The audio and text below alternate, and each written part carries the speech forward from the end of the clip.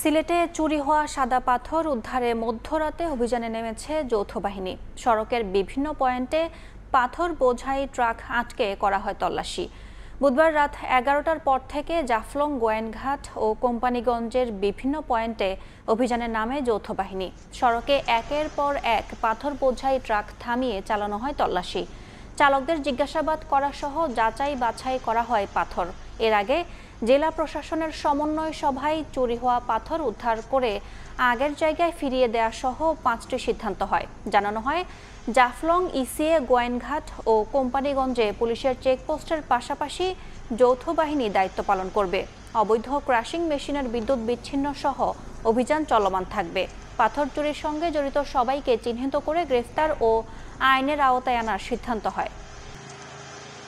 ওরা কি করবে তা জানি না, আর এর আগে কোনোদিনও এরকম হয় নাই। এই আজকে প্রথম যে আমরা আটকে এভাবে তল্লাশি করতেছে। এলচি দিয়ে দিছি, লোড চালান দিয়ে দিছি, তোমরা তো এলচি দিয়ে দিবে। আমি তো সাদা পাথর দিয়ে দিছি না। সাদা পাথর যারা রয় এরা সকাল সকাল গাড়ি এনে লাইনে তো, কারণ জানে যে সকাল আইলে গাড়ি দৌড়া হয় না, এইগুলো মাল আগে ফাঁস হয়ে যায় গিয়া। নৈসর্গিক সৌন্দর্য এটা না বিলীন না হয় এবং যতটুকু পুনরুদ্ধার করা যায় কার্যক্রম আমাদের চলমান থাকবে। তো যেসব এখানে বিশেষজ্ঞ ম্যাজিস্ট্রেট আছেন উনি পরবর্তী কার্যক্রমগুলি এখানে ঠিক করবেন। চেক করছি যে এখানকার যে লোকাল জিনিসগুলো আছে